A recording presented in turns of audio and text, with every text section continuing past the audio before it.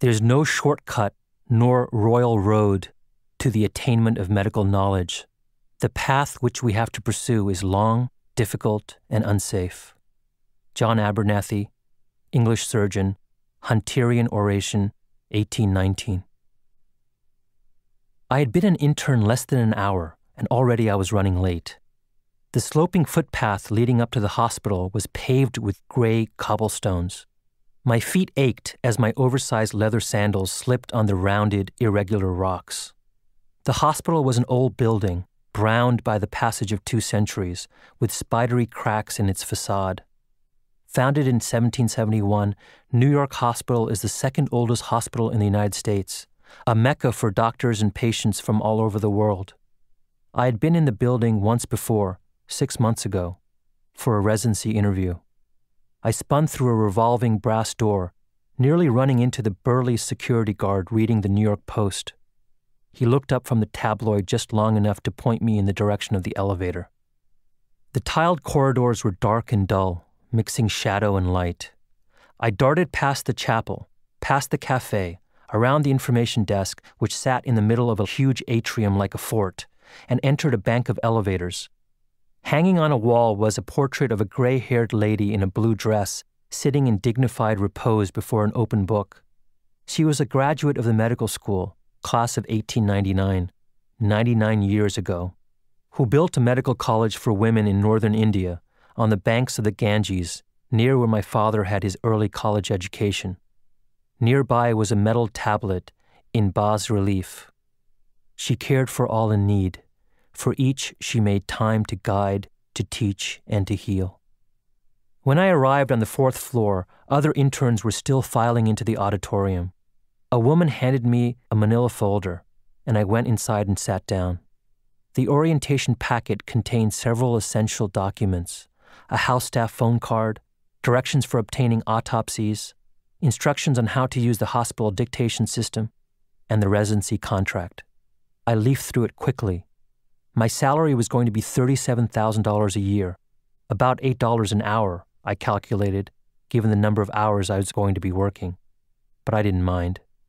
Though I was a year shy of 30, it was more than double what I had ever made. My classmates, though younger than I, appeared older than I expected, casually dressed, all 35 of them, in khakis and polo shirts, faded jeans and sequin tops. Some of them evidently knew each other because they were already chatting in small, insulated groups. They were from some of the best medical schools in the country: Harvard, Yale, Cornell, Columbia. Though I too had gone to a top school, Washington University in St. Louis, I had been feeling insecure about the prospect of working with them. For months I had feverishly been reading Harrison's tome on internal medicine and review articles in the New England Journal of Medicine to prepare for this day. Someone in the front row stood up and turned to face us. It was Shelby Wood, the hospital's residency director. He was a serious-looking man of medium build, with straight brown hair and a long, aquiline nose.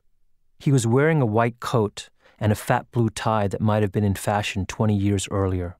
My elder brother, Rajiv, a cardiology fellow at the hospital, 6 years ahead of me in his medical training, though only 2.5 years older, had warned me that Dr. Wood was a bit of a grouch, but had added that he was also fair and decent and a strong advocate for his house staff. Wood, I was to learn, hailed from the old school, where you were expected to live and breathe medicine, stay late in the hospital, neglect your family for the sake of your patients, and emerge on the other side a seasoned physician.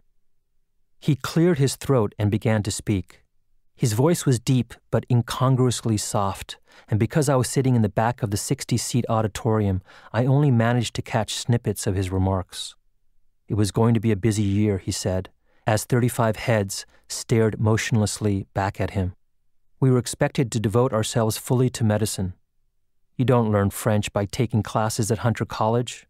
You learn it by going to Paris, sitting in the cafes, talking to people. Likewise, medicine. We would learn it by living it. You are now ambassadors for the profession, he said gravely. So don't let the students hear you complain.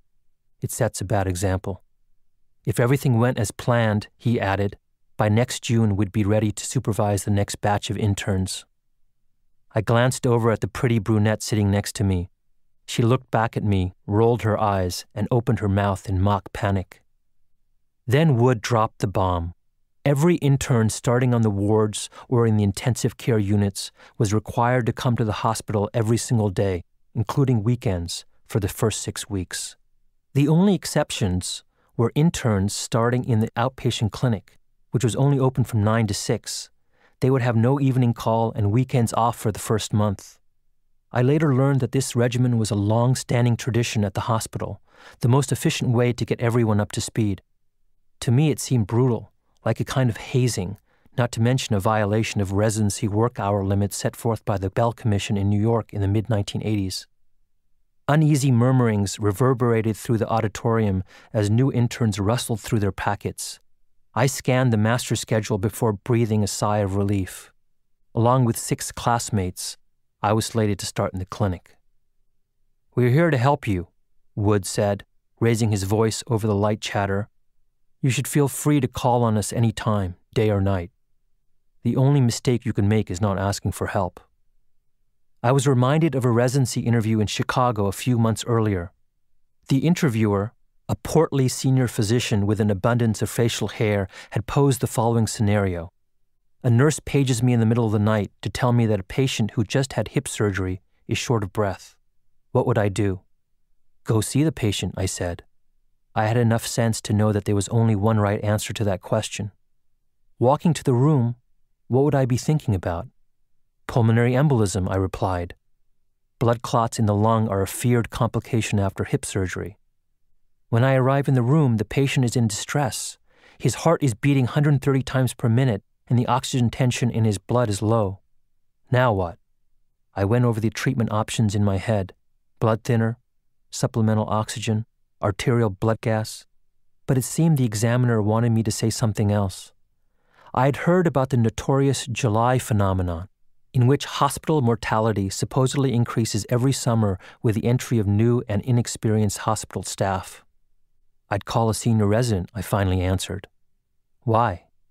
"Because I could be missing something." My interviewer nodded. I had passed the test. Like all residency directors, he was looking for a soldier, not a cowboy.